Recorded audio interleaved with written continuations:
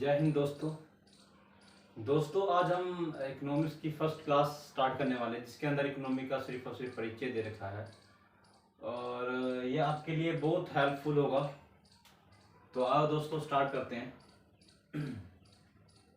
एक बात और दोस्तों, जो सा ये इकोनॉमी का जो मैंने इंट्रोडक्शन लिखा है दोस्तों, ये 11th-12th के लिए भी ठीक है एंड जो कंपटीशन के एग्ज़ाम दे रहे हैं उनके लिए भी ठीक है हाँ दोस्तों।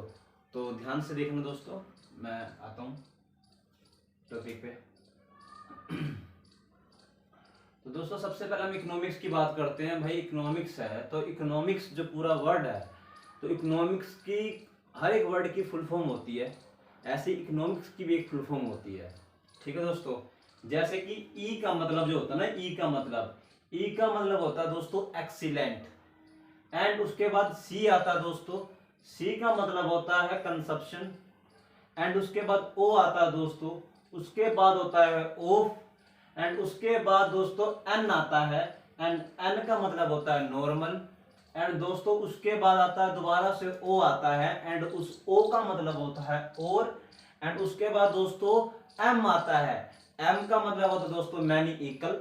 एंड उसके बाद दोस्तों आई आता है, आई का मतलब होता है इंसिडेंस या इंसिडेंट्स बोलते हैं इसको। एंड उसके बाद आता है दोस्तों सी, एंड सी का मतलब होता है दोस्तों कंडीशनिंग। ओके दोस्तों, कंडीशनिंग मतलब होता है उसका। एंड उसके बाद लास्ट में एस आता है इकोनॉमिक्स में, एंड एस का मतलब होता है दोस्तों सोसाइटी। ओके दोस्तों, अब दोस्तों ये तो थी इसकी फुल फॉर्म, लेकिन दोस्तों अब आपको और भी पता होना चाहिए। भाई अब इकोनॉमिक्स है, ये तो हमने फुल फॉर्म पढ़ी है इसकी, बट हमें देखना चाहिए कि इकोनॉमिक्स का मतलब और क्या है। जैसे कि दोस्तों हमें पता है इकोनॉमिक्स का मतलब, जैसे कि बता देते हैं हम। जैसे कि इकोनॉमिक्स है, इकोनॉमिक्स को हिंदी में क्या बोलते हैं दोस्तों, अर्थशास्त्र। ठीक है दोस्तों, एक इकोनॉमी होता है, इकोनॉमी को बोलते हैं अर्थव्यवस्था। एंड एक होता है इकोनॉमिक्स, इकोनॉमिक्स को बोलते हैं अर्थशास्त्र, है ना दोस्तों। दोनों में डिफरेंस हम देखेंगे, ये फर्स्ट क्लास है दोस्तों, तो ध्यान रखना यहाँ पर। तो देखिए दोस्तों, सबसे पहले हम अर्थशास्त्र की बात कर रहे हैं दोस्तों। तो सबसे पहले देखो सर, अर्थ का मतलब क्या होता है? अर्थ का मतलब होता है धन। क्या होता है दोस्तों? धन। और जो शास्त्र है, शास्त्र शब्द, ये संधि से बना हुआ है ना दोस्तों। ये किससे बना हुआ है? संधि से बना हुआ है। इसीलिए इस शास्त्र शब्द का अर्थ है अध्ययन करना। कहने का मतलब ये है कि अर्थ का मतलब धन और शास्त्र का मतलब अध्ययन करना। मतलब धन संबंधित जो भी एक्टिविटी, जो भी क्रिया हो रही है, उसके बारे में जानना, उसके बारे में अध्ययन करना अर्थशास्त्र कहलाता है। ये तो थी ये भाषा। या आप ये भी कह सकते हो कि अर्थ का मतलब होता है विज्ञान, एंड जो शास्त्र होता है, शास्त्र शब्द जो कि संधि से बना हुआ दोस्तों, उसका मतलब होता है विज्ञान के बारे में थोड़ी डिटेल से अच्छे से जानकारी प्राप्त करना। एंड उसको बोलते हैं मतलब विज्ञान से संबंधित जो भी जानकारी हमें प्राप्त होती है, जैसे कि आप देख रहे हो यहाँ पर, उसे भी हम अर्थशास्त्र ही कहते हैं, है ना दोस्तों। जैसे कि दोस्तों मैंने आपको एक परिभाषा और होती है दोस्तों, जैसे कि अब अर्थशास्त्र है दोस्तों। अब जो अर्थशास्त्र है दोस्तों, अर्थशास्त्र के अंदर ना चार तरह की आर्थिक क्रियाएं होती है दोस्तों। चार तरह की आर्थिक क्रियाएं मैंने लिख रखी है दोस्तों, अभी डिस्कस करेंगे हम उस पर। तो चार तरह की आर्थिक क्रियाएं होती है। उन चार तरह की आर्थिक क्रियाओं के बारे में अध्ययन करना अर्थशास्त्र कहलाता है दोस्तों, है ना। चार तरह की आर्थिक क्रियाओं के बारे में अध्ययन करना अर्थशास्त्र कहलाता है दोस्तों। चलो आते हैं हम यहाँ पर व्हाइट बोर्ड पे। अब देखो सर, ये तो थी परिभाषाएं, ठीक है, क्या है। लेकिन दोस्तों अब देखो इकोनॉमिक्स है। अब इकोनॉमिक्स को टू पार्ट के अंदर डिवाइड कर दिया। एक दोस्तों मैक्रो, एक मैक्रो और एक माइक्रो, है ना दोस्तों। Micro and macro. And micro को हिंदी में बोलते हैं व्यष्टि, और मैक्रो को हिंदी में बोलते हैं दोस्तों समष्टि। ठीक है दोस्तों, माइक्रो का मतलब होता है एक मतलब इंडिविजुअल, व्यक्तिगत इकाई का अध्ययन करना। एंड जो समष्टि का अर्थ है, समष्टि का अर्थ है दोस्तों कि संपूर्ण इकाइयों का, बहुत सारी इकाइयों का अध्ययन करना, ठीक है, संपूर्ण इकाइयों का अध्ययन करना, या फिर जिसे कहते हैं एग्रीगेट यूनिट के बारे में हमें जानकारी प्राप्त करना, वो समष्टि अर्थशास्त्र के अंदर एक जानकारी होती है। लेकिन व्यष्टि में क्या होता है, व्यष्टि में सिर्फ व्यक्तिगत इकाइयों के बारे में, लेकिन समष्टि में समग्र इकाइयों के बारे में हम अध्ययन करते हैं, ठीक है। इंडिविजुअल का मतलब होता है व्यक्तिगत, और एग्रीगेट का मतलब होता है समग्र, संपूर्ण, जिसे आप कह सकते हो, है ना दोस्तों। तो दोस्तों जब ये दो पार्ट के अंदर डिवाइड हुई, माइक्रो एंड मैक्रो, तो कोई ना कोई तो उस समय साल चल रहा होगा, कोई ना कोई तो समय होगा। तो दोस्तों 1933 में हमारी जो इकोनॉमिक्स है, इकोनॉमिक्स जो है दोस्तों, इकोनॉमी नहीं, इकोनॉमिक्स, जो इकोनॉमिक्स है दोस्तों, वो टू पार्ट के अंदर डिवाइड होगी, ठीक है। वो टू पार्ट के अंदर डिवाइड कब हुई, 1933 में। कब हुई, 1933 में। तो किसने करी, अब किसी ना किसी ने तो उसको डिवाइड किया होगा दोस्तों। तो दोस्तों उसका जो नाम है वो है दोस्तों, यहां लिख रखा है, Ragnar Anton Kittel Frisch, Ragnar Anton Kittel Frisch, Ragnar Anton Kittel Frisch. ध्यान रखना दोस्तों, ये व्हाइट बोर्ड पे अगर आपको दिख रहा होगा क्लियर, तो आप प्लीज इस जो मैंने लिख रखा है व्हाइट बोर्ड पे, इसको आप नोट भी कर सकते हो, बट लास्ट में स्क्रीनशॉट ले लेना, बट अभी तो यहां समझो दोस्तों। उसके बाद दोस्तों हम ये देखते हैं कि भाई अब इकोनॉमिक्स है, हर एक सब्जेक्ट के एक फादर होते हैं, मतलब जिसने उसकी रचना करी, जिसने उसको बनाया, है ना दोस्तों। तो दोस्तों अगर देखोगे आप प्राचीन समय में, तो प्राचीन समय में दोस्तों, जैसे कि आप देखोगे, यहां पर आ जाते हैं थोड़ा सा हम, जैसे कि दोस्तों प्राचीन समय में क्या होता है कि प्राचीन समय में अर्थशास्त्र की रचना किसने की थी, उनका नाम था दोस्तों चाणक्य। क्या नाम था दोस्तों, चाणक्य नाम था, जिन्होंने प्राचीन समय में उसके बारे में रचना की, अर्थशास्त्र के बारे में रचना की, है ना दोस्तों। एंड जो सबसे प्रथम, सर्वप्रथम आचार्य जी, जो आचार्य जी थे अर्थशास्त्र के, वो थे बृहस्पति जी। कौन थे दोस्तों, बृहस्पति जी थे दोस्तों, है ना, बृहस्पति जी थे दोस्तों।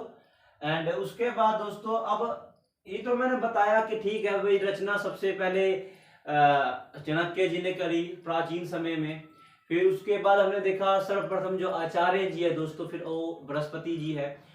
अब दोस्तों जैसे कि मैंने आपको बताया है कि इकोनॉमिक्स के फादर कौन है, नहीं बताया तो यहाँ थोड़ा देख लेना, एडम स्मिथ। कोई भी अगर पूछे आपसे दोस्तों कि भाई who is the father of the economics, so आप कह सकते हो दोस्तों कि एडम स्मिथ, है ना दोस्तों। अच्छा, एडम स्मिथ कहाँ के थे, वो थे यूके के। कहाँ के थे दोस्तों, यूके के थे। यूके में स्कॉटलैंड नाम का एक है देश, तो वहां के थे वो। एंड 1923 में आई थिंक उनका जन्म हुआ, और 1723 में उनका जन्म हुआ, और 1790 में आई थिंक उनकी देहांत हो गया था। और लगभग अप्रोक्सीमेटली आप लगा सकते हो 67 के आसपास वो उन्होंने अपनी जीवन जिया, है ना दोस्तों। एंड दोस्तों आप देखोगे, अब एडम स्मिथ तो थे ही थे उनके फादर, इकोनॉमिक्स के फादर, बट उन्होंने एक बुक लिखी दोस्तों 1776 में, है ना, 1776 में एक बुक लिखी दोस्तों, जिसका नाम था wealth of nation. Wealth of nation book थी 1776 में, उन्होंने खुद लिखी। एंड क्या था उस बुक के अंदर कि उन्होंने लिख दिया, देखिए दोस्तों उसमें यह था कि भाई एक व्यक्ति कैसे धन का निर्माण करता है, कैसे धन का निर्माण करता है, और उसका कैसे यूज करता है। अगर मैं आपको उस बुक की बताऊं थोड़ी सी जानकारी, तो एक लाइन में अगर मैं बताऊं जानकारी, तो कैसे धन का निर्माण और कैसे कैसे उस धन का उपयोग करता है ना दोस्तों। तो उसे इन चीजों के बारे में लिखा हुआ था, ये बात एक लिखी हुई थी वेल्थ ऑफ नेशन वाली बुक में, ठीक है, जो 1776 में छपी थी, लिखी थी, या कह सकते हो आप, है ना दोस्तों। तो इधर का तो दोस्तों मैंने सारा आपको क्लियर करवा दिया है। अब दोस्तों थोड़ा इधर आते हैं। जैसे कि दोस्तों मैंने आपको बताया है कि भाई इकोनॉमिक्स के फादर थे एडम स्मिथ। एडम स्मिथ दोस्तों, बट माइक्रो एंड मैक्रो भी तो है। जब दो पार्ट के अंदर किसने इसको कह रहा, रैगनन एंटल किटरफ्रीस ने इसको डिस्ट्रीब्यूट कर दिया। बट जब इसने डिस्ट्रीब्यूट किया, जब इसने दो पार्ट के अंदर डिवाइड कर दिया दोस्तों, तो क्या कर दिया, माइक्रो एंड मैक्रो। अब माइक्रो के फादर कौन है दोस्तों, तो माइक्रो के फादर भी कौन होंगे दोस्तों, एडम स्मिथ।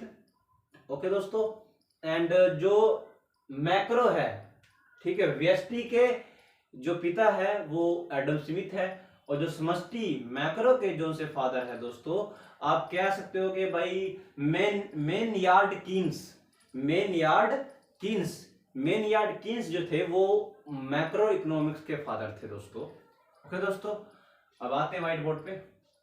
जैसे कि सर यहाँ देखो दोस्तों, मैंने ये लिख रखा है कि भाई जॉन मेनयार्ड कीन्स जो थे वो मैक्रो इकोनॉमिक्स के फादर थे। एंड मैक्रो इकोनॉमिक्स आपको पता है ये ग्रीक भाषा का शब्द है।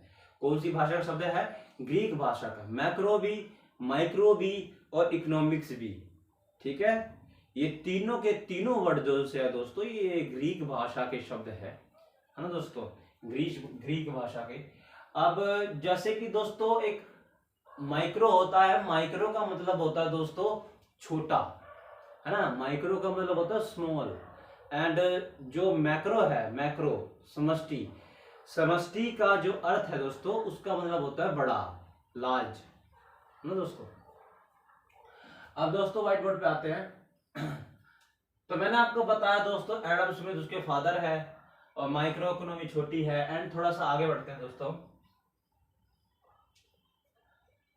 अब दोस्तों जैसे हमारे एक इकोनॉमिक्स है कि हाँ भी ठीक है इकोनॉमिक्स होगी, और इकोनॉमिक्स के फादर एडम स्मिथ है, ऐसी दोस्तों हमारी इंडिया की, स्पेशल हमारी इंडिया की भी एक इकोनॉमी है, जैसे इंडियन इकोनॉमी, भारतीय अर्थव्यवस्था कहते हैं। और भारतीय अर्थव्यवस्था के भी फादर है पीवी नरसिम्हा राव जी। एंड वो हमारे भारत के 10वें प्रधानमंत्री रह चुके हैं। आंध्र प्रदेश के मुख्यमंत्री भी रह चुके हैं पीवी नरसिम्हा राव जी। हाँ दोस्तों, तो आओ दोस्तों देखते हैं। अब जो दोस्तों यहाँ मैंने लिख रखा है, जैसे अगर आपको क्लियर दिख रहा हो तो यहाँ पर ये देखो मैंने लिख रखा है पीवी नरसिम्हा राव 10th पीएम थे, आई मीन 10वें प्रधानमंत्री थे। और एपी सीएम, एपी मतलब आंध्र प्रदेश के सीएम भी थे। हाँ दोस्तों, क्या थे, आंध्र प्रदेश के सीएम भी थे। और दोस्तों अब इनकी जो आप देखोगे, आप मृत्यु इनकी आई थिंक दिल्ली में हुई, मृत्यु दिल्ली में हुई दोस्तों 2004 में, आई थिंक आसपास इनकी मृत्यु हुई, है ना, 2004 के आसपास इनकी मृत्यु हुई, है ना दोस्तों। अब दोस्तों देखिए, अब अर्थशास्त्र है तो अर्थशास्त्र के कुछ घटक होंगे, है ना, कुछ संसाधन होंगे, कुछ क्रियाएं होंगी, तो उनके बारे में थोड़ी थोड़ी हम चर्चा करते हैं। जैसे कि दोस्तों हमें पता है कि अर्थशास्त्र के अंदर क्या होता है कि अर्थशास्त्र की तरह की अगर परिभाषा देखें तो क्या होती है कि आर्थिक क्रियाओं का अध्ययन करना अर्थशास्त्र कहलाता है। ये बहुत एक अच्छी डेफिनेशन है दोस्तों। आप इसको 11th में, 12th में या अदर एग्जाम में यूज कर सकते हो दोस्तों। इसमें कोई घबराने की बात नहीं है दोस्तों, क्योंकि अलग अलग इंस्टीट्यूट में अलग अलग परिभाषाएं आपको बता देते हैं। और एक बच्चा एक कहते हैं ना भाई, बच्चा थोड़ा कंफ्यूज होता है भाई कौन सी डेफिनेशन सबसे बेस्ट रहेगी। तो मेरे हिसाब से, है ना, मेरे हिसाब से कह रहा हूँ आपको मैं, मेरे हिसाब से तो ये वाली जो सी ये वाली डेफिनेशन है वेरी बेस्ट, ठीक है, आपके एग्जाम के लिए बहुत बढ़िया डेफिनेशन है कि भाई आर्थिक क्रियाओं का अध्ययन करना अर्थशास्त्र कहलाता है। आर्थिक क्रिया मीन्स इकोनॉमी एक्टिविटीज, है ना दोस्तों। इकोनॉमी एक्टिविटीज के बारे में आप स्टडी करना या फिर उनके बारे में जानना, ठीक है, वो अर्थशास्त्र कहलाता है दोस्तों। अब इकोनॉमी जो आर्थिक क्रिया है या इकोनॉमी एक्टिविटीज है वो 4 है दोस्तों। कितनी है? 4 है। वो 4 का नाम देखो दोस्तों क्या है। सबसे पहले है दोस्तों उपभोग। उपभोग का मतलब होता है दोस्तों कंजप्शन दोस्तों, है ना दोस्तों, कंजप्शन। ये दोस्तों अभी मैं आपको बस सिर्फ नाम बता रहा हूं, इनका मतलब क्या है दोस्तों वो आपको नेक्स्ट क्लास में बताऊंगा मैं, है ना। उसके बाद वैसे अभी भी पता है मतलब, लेकिन मैं चाहता हूं कि तो मेरी वीडियो थोड़ी लंबी बन जाएगी, बट मैं चाहता हूं मेरी वीडियो छोटी बने एंड आपको देखने में ज्यादा बोर ना हो जाओ आप, इसीलिए बस थोड़ा छोटे वीडियो बनाने का प्रयास कर रहा हूं मैं। एंड पहला तो हो गया उपभोग, इंग्लिश में इसको बोलते हैं कंजप्शन। दूसरा हो गया दोस्तों उत्पादन, जिसको इंग्लिश में बोलते हैं प्रोडक्शन। एंड तीसरा हो गया दोस्तों बचत हिंदी में, और इसको इंग्लिश में बोलते हैं दोस्तों सेविंग। एंड चौथा हो गया दोस्तों निवेश। निवेश का मतलब होता है दोस्तों इन्वेस्टमेंट दोस्तों ना, इन्वेस्टमेंट होता है। एंड इन ये 4 आर्थिक क्रिया है, और इन आर्थिक क्रियाओं के बारे में अध्ययन करना अर्थशास्त्र कहलाता है दोस्तों। क्लियर? अब आते हैं दोस्तों, अब दोस्तों ये तो थी आर्थिक क्रियाएं, ठीक है। ऐसी अर्थशास्त्र के या फिर कह सकते हो आप हाँ अर्थशास्त्र के कह सकते हो आप कि भाई अर्थशास्त्र के घटक भी होते हैं, है ना। ये तो आर्थिक क्रिया होगी ये वाली तो, कि भाई आर्थिक क्रियाओं के बारे में अध्ययन करना अर्थशास्त्र कहलाता है, बट एक अर्थशास्त्र के घटक भी होते हैं। अर्थशास्त्र के दोस्तों कितने घटक होते हैं, तो अर्थशास्त्र के तीन घटक होते हैं। सबसे पहला दोस्तों कंजप्शन, उसके बाद दोस्तों प्रोडक्शन, एंड उसके बाद दोस्तों डिस्ट्रीब्यूशन, है ना दोस्तों। सबसे पहला उपभोग, उसके बाद उत्पादन, उसके बाद वितरण। ये तीन जो बताएं दोस्तों, ये तीन जो थे दोस्तों, ये 3 घटक है। क्या है? घटक। ये 3 घटक ये लिख रखा है दोस्तों, अगर आपको यहां से अगर दिख रहे हो क्लियर, तो ये देखो ये घटक एंड उपभोग, उत्पादन, वितरण। ठीक है दोस्तों। इंग्लिश में उपभोग को मैंने आपको यहाँ बता दिया था कंजप्शन, उत्पादन को प्रोडक्शन, एंड वितरण को डिस्ट्रीब्यूशन, बांटना, है ना दोस्तों। ऐसे क्या होते हैं दोस्तों, ये तो थे भाई आर्थिक क्रियाएं और आर्थिक घटक, ऐसे कह सकते हो आप। एंड उसके बाद दोस्तों कुछ उत्पादन के संसाधन भी होते हैं। 4 होते हैं मेनली उत्पादन के संसाधन, जो बहुत मोस्ट इंपोर्टेंट होते हैं उत्पादन करने के लिए। जैसे कि सबसे पहला है भूमि। भूमि का मतलब होता है दोस्तों लैंड, है ना। उसके बाद दोस्तों लेबर, यहां देखो दोस्तों, यहां लिखा है भूमि, दूसरे नंबर पे लिखा है श्रम, श्रम को इंग्लिश में बोलते हैं दोस्तों लेबर, एंड तीसरे नंबर पे लिखा है दोस्तों पूंजी, है ना दोस्तों। तीसरे नंबर पे लिखा दोस्तों पूंजी, पूंजी को इंग्लिश में बोलते हैं दोस्तों कैपिटल, एंड चौथे नंबर पे लिखा है दोस्तों उद्यम वृत्ति या फिर उद्यम। उद्यम वृत्ति भी कह सकते हो आप, इसको उद्यम भी कह सकते हो, और उसको इंग्लिश में बोलते हैं दोस्तों प्री इंटरप्रीनियोरशिप, इंटरप्रीनियोरशिप, ऐसी भी कह सकते हो आप, एंटरप्रीनियोरशिप। ओके दोस्तों ये कुछ बेसिक जानकारी थी इकोनॉमिक्स सब्जेक्ट के बारे में। तो मैं चाहता था कि आपको पता होनी चाहिए ये सब बातें। नहीं, जिसको पता है अच्छी बात है, जिसको नहीं पता दोस्तों प्लीज आप इसको नोट कर लेना। एंड मैं आपको थोड़ा अभी साइड में होकर आप इसका स्क्रीनशॉट ले लेना, एंड जैसे जैसे मैंने आपको पढ़ाया दोस्तों आप वैसे वैसे इसको नोट कर लेना। आप अपने नोट्स बना लेना दोस्तों, क्योंकि लास्ट में जब आप एग्जाम देने जाओगे तो 1 महीना पहले, 2 महीना पहले या फिर 1 हफ्ता पहले अच्छे से रिवीजन आप कर सकते हो उन चीजों की, है ना दोस्तों। तो मेरे हिसाब से इसको 4-5 बार पढ़ोगे तो आपको ये चीजें याद ही हो जाएगी, है ना। तो ये थी दोस्तों कुछ महत्वपूर्ण जानकारियां। हाँ दोस्तों, तो कल हम दूसरी क्लास लेके आएंगे दोस्तों, जिसके अंदर होगी कि भाई अर्थशास्त्र जो है उसकी परिभाषा एक बार दोबारा हम रिपीट कर देंगे। एंड उसके बाद व्यष्टि अर्थशास्त्र क्या होता है, समष्टि अर्थशास्त्र क्या होता है, दोनों में डिफरेंस हो गया दोस्तों। तो आगे का जो प्रोसीजर है वो देखेंगे। और दोस्तों हम ये भी देखेंगे कि भाई ये शब्द मैंने आपको बताए हैं, production, consumption, saving, investment, and pre entrepreneurship, श्रम, labour, capital, land and distribution, है ना दोस्तों। तो इनके बारे में भी दोस्तों हम चर्चा करेंगे दोस्तों, है ना दोस्तों। तो आज के लिए इतना ही दोस्तों। जय हिंद दोस्तों।